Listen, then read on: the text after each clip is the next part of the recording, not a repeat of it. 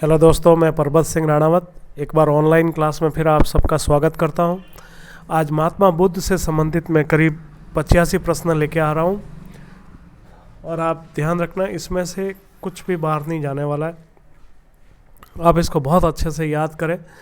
तो पहला प्रश्न है, महात्मा बुद्ध का जन्म कब हुआ था दोस्तों? तो महात्मा बुद्ध का जो जन्म हुआ, इसमें वो सन पूछ रहा है, तो 563 बीसी में हुआ था दोस्तों। अच्छा दोस्तों, एक अगर मेरा ये जो आज का पेपर बहुत अच्छा लगे तो आप लाइक, शेयर एंड सब्सक्राइब जरूर करें दोस्तों।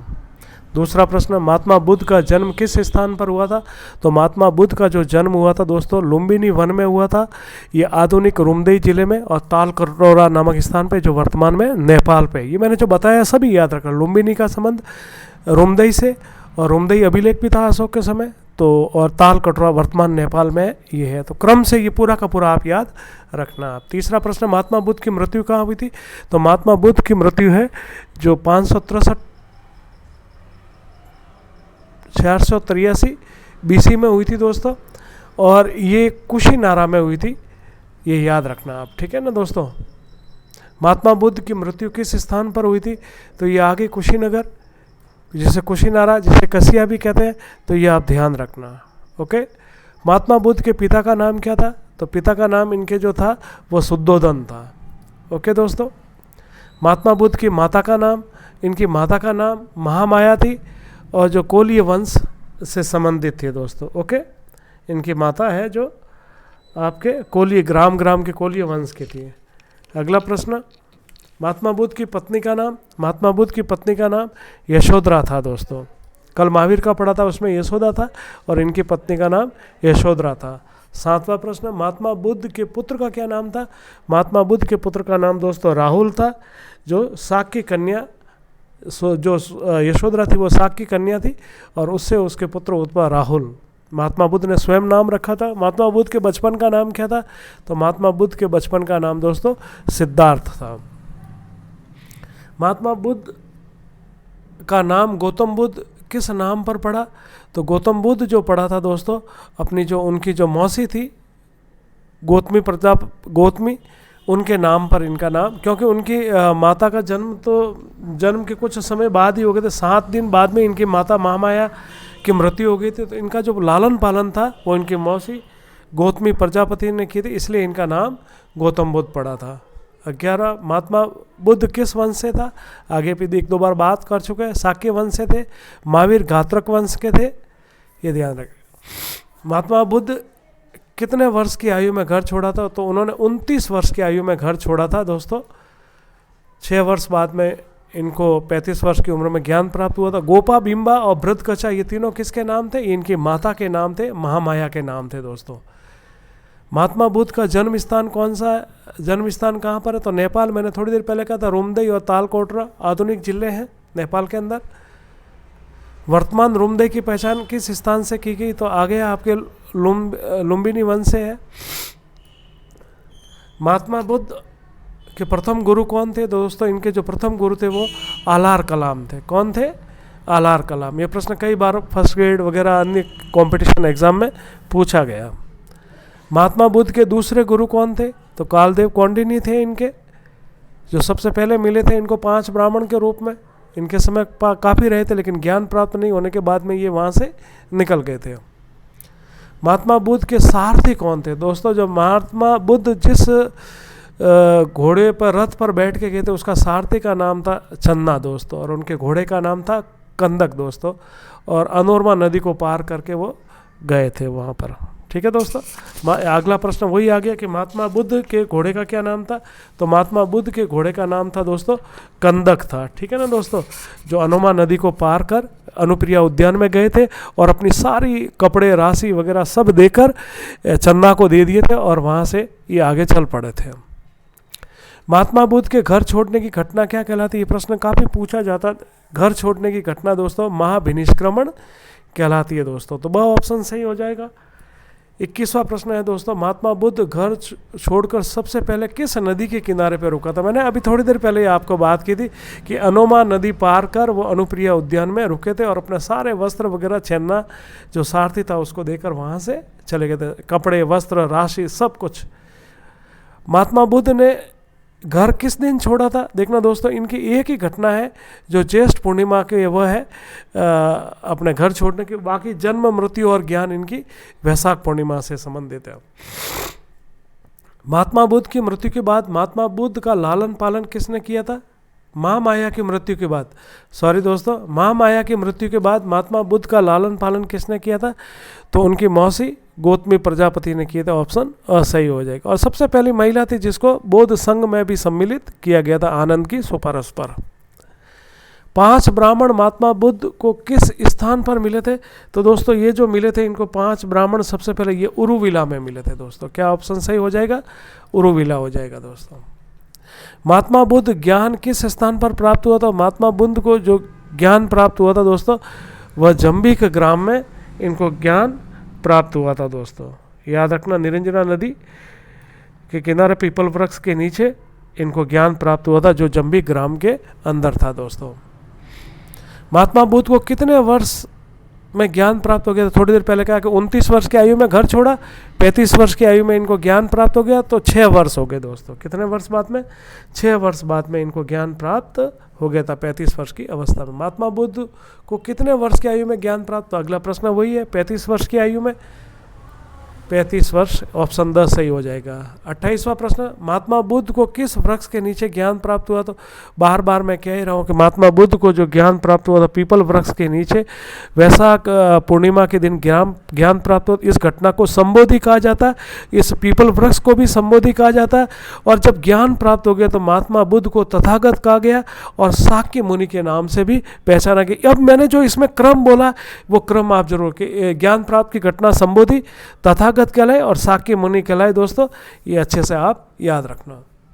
महात्मा बुद्ध का जन्म, ज्ञान प्राप्त और मृत्यु किस दिन हुई थी? तो अभी थोड़ी देर पहले बात भी की, वैशाख पूर्णिमा के दिन दोस्तों।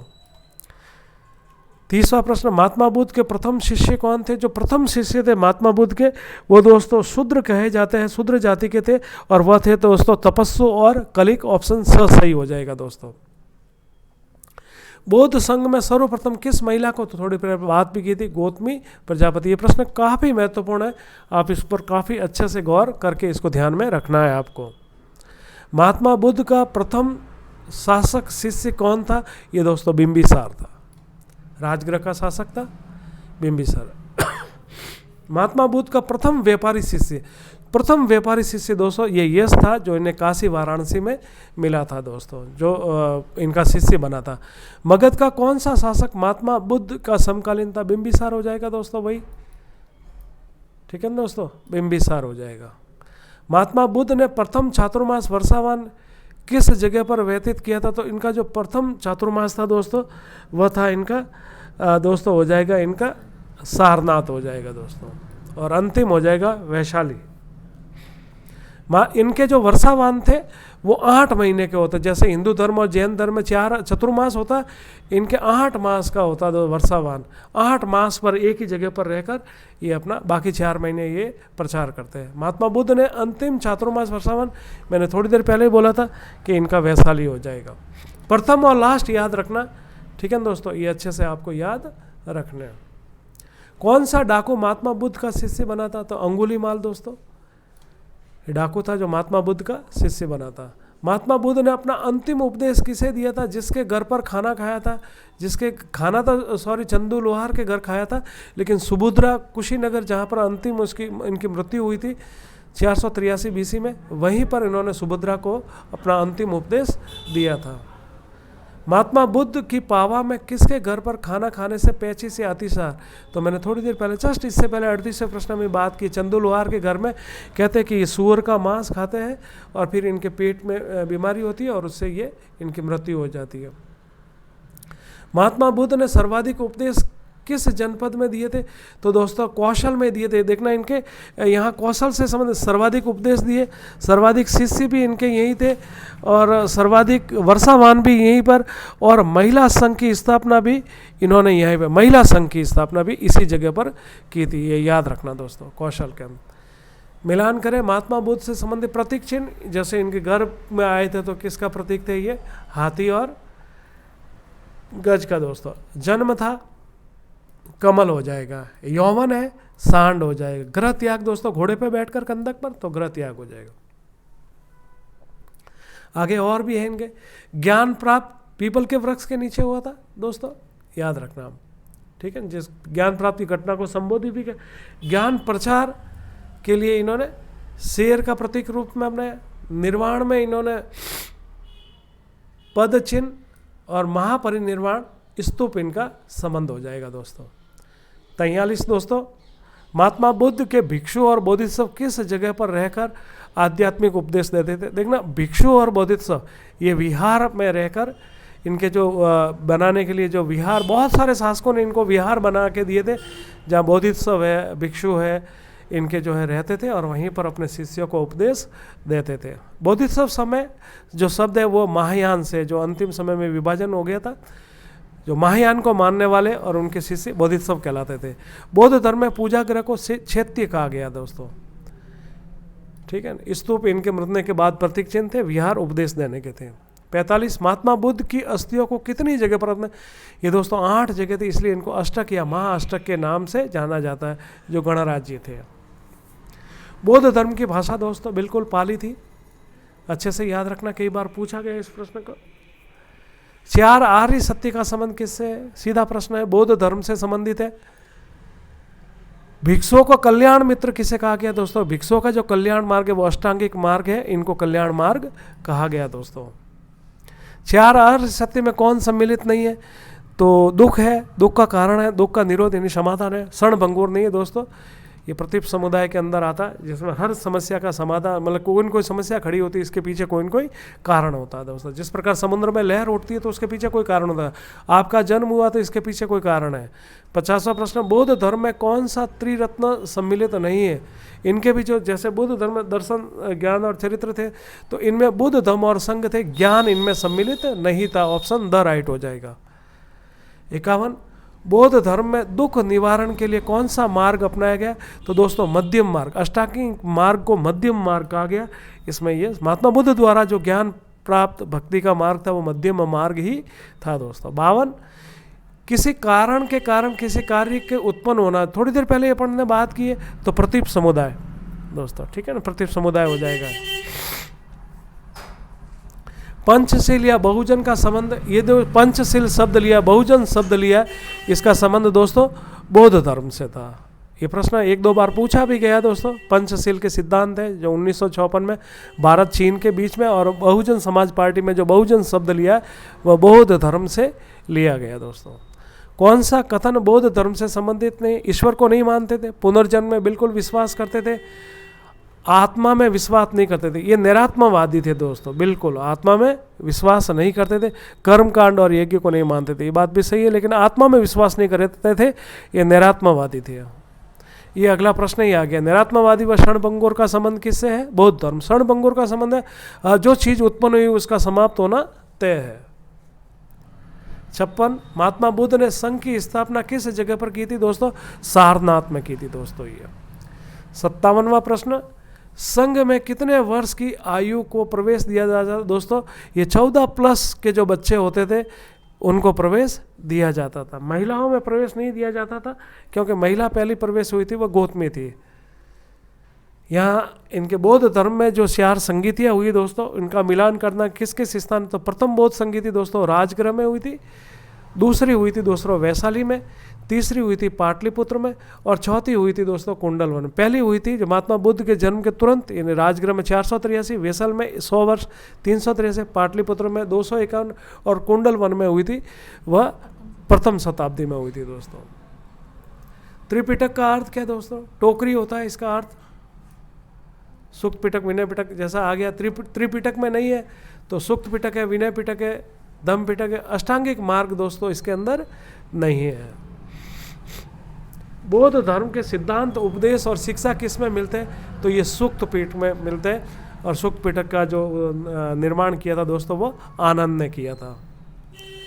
प्रथम देखना वही प्रश्न आ गया संगति का समय मिलान में, तो प्रथम संगति 483, दूसरी 383 और तृतीय है 251 अशोक के समय, चतुर्थ हुई थी वह कनिष्क के समय कुंडलवन कश्मीर में दोस्तों।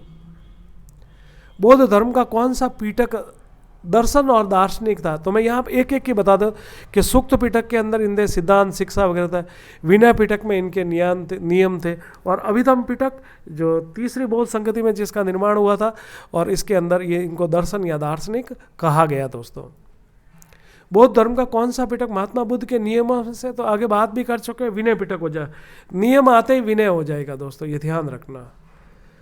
किस पिटक की रचना महात्मा बुद्ध के प्रिय शासक आनंद ने की थी? थोड़ी देर पहले मैंने इस पर उल्लेख भी किया कि सूक्त पिटक की है वो आनंद ने की है। विनय पिटक की जो दोस्तों की है वो उपाली ने की थी। अभिधम पिटक मोगलीपुत्र तीस्त ने की थी। 66 मोगलीपुत्र तीस्त ने किस पिटक की रचना आ भी गया तो अभिधम पिटक हो जाएगा। दोस्तों किस पिटक की रचना उपाली ने की थी? तो विनय पिटक ने। दोस्तों तीनों प्रश्न आए हुए हैं इसमें। जातक कथाओं का समय, महात्मा बुद्ध की जन्म की पूर्व कथाओं का जो है उनको जातक कहा जाता है, और ये गौतम बुद्ध से संबंधित है। मिलान करना कि जो संगतियाँ हुई थी किन शासकों में, तो जैसे कि जो प्रथम संगति हुई थी वह अजातशत्रु के समय, दूसरी हुई थी दोस्तों कालाशोक के समय, तीसरी हुई थी दोस्तों अशोक के समय, चतुर्थ हुई दोस्तों कनिष्क के समय। कुषाण शासक था, मौर्य शासक था अशोक। किस बौद्ध संगति में हीनयान और महायान के रूप में, तो ये दोस्तों चतुर्थ बौद्ध संगति में इनका विभाजन हो गया था। देखना दोस्तों हीनयान थे जो महात्मा बुद्ध के बताए हुए नियम, जैसे अर्थ है, महिलाओं का प्रवेश नहीं था। महात्मा बुद्ध ने जितने महायान में महात्मा बुद्ध के अलावा बोधिसत्वों के नियम भी पाए, महिलाओं का प्रवेश भी हो गया था, संस्कृत भाषा भी अपना ली थी, लेकिन हीनयानों ने पाली में ही उपदेश दिए थे। हीनयान जो थे वो अपने श्रीलंका वगैरह इंडोनेशिया इस तरफ, महायान था जो जापान तिब्बत वगैरह इस तरफ फैला था। दोस्तों तिब्बत चीन जापान कोरिया की तरफ दोस्तों वही महायान धर्म का प्रचार हुआ था, जैसा कि प्रश्न अभी आ भी गया। ब ऑप्शन सही है इसमें। 72 प्रश्न दोस्तों, Sri Lanka Cambodia Thailand Java Sumatra में बौद्ध धर्म की किस शाखा? तो हीनयान शाखा का दोस्तों, जिसको अहर्त कहते हैं। दोस्तों याद रखना। तारा संप्रदाय का संबंध तारानाथ नेपाल दोस्तों।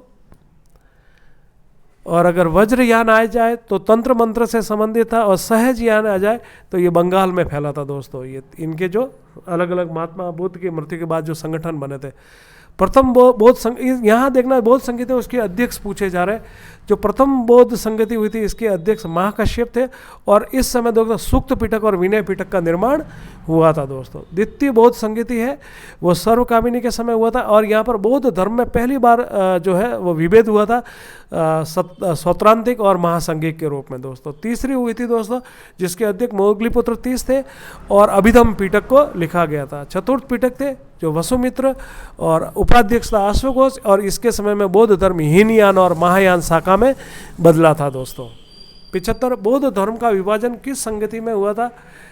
बौद्ध धर्म का विभाजन किस संगति में? तो दूसरी में हो गई दोस्तों विभाजन, सौत्रांतिक और महासंघिक। दूसरा में पहला विभाजन हो जाता है, प्रथम विभाजन, ठीक है ना दोस्तों, पहला। दूसरा चतुर्थ में हो जाएगा हीनयान महायान के रूप में। 75 बौद्ध के पूर्व जन्मों का वर्णन हमें किस में मिलता है? तो जातक कथाओं में मिलता है। दोस्तों द ऑप्शन सही हो जाएगा, प्रश्न रिपीट हुआ है। 77 बोधिसत्व का संबंध देखना, मैंने कहा था अहर्त आए तो हीनयान, बोधिसत्व आए तो महायान, ये ध्यान रखना। वज्रयान था दोस्तों तंत्र मंत्र से, सहजयान बंगाल में फैला था। ये थोड़ा सा आप उनका एरिया और याद रखना। 78 अहर्त का संबंध, जैसा कि प्रश्न में ही मैंने बार बार कहा, अहर्त हीनयान, बोधिसत्व महायान हो जाएगा। लाइट ऑफ एशिया का ग्रंथ के लेखक दोस्तों ये ललित विस्तार पर आधारित थी दोस्तों, और इसको लिखने वाला जो व्यक्ति था वो एडविन अर्नोल्ड था। दोस्तों मिलान करना दोस्तों, विशुद्धि मग ने बुद्ध धर्म का लघु कोश लिखा था। महाविभाषा शास्त्र बुद्ध धर्म के महाकोश को कहा जाता है।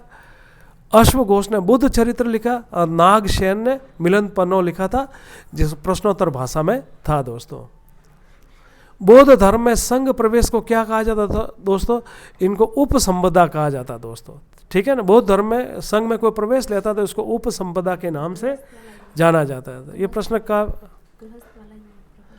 और गृहस्थ जीवन वाला जो प्रवेश करता है उनको प्रवज्य कहा जाता है। दोस्तों ठीक है ना। 82 एशिया की रोशनी गौतम बुद्ध को कहा जाता है। दोस्तों और दोस्तों ये थे मेरे आज की बौद्ध धर्म से संबंधित सीरीज। दोस्तों मेरा एक आपसे हार्टिएस्ट निवेदन है कि मेरे चैनल को सब्सक्राइब करें, लाइक करें और शेयर करें। मैं आपके लिए टॉपिक वाइज टेस्ट लेके आ रहा हूँ। दोस्तों बहुत बहुत धन्यवाद। नमस्ते।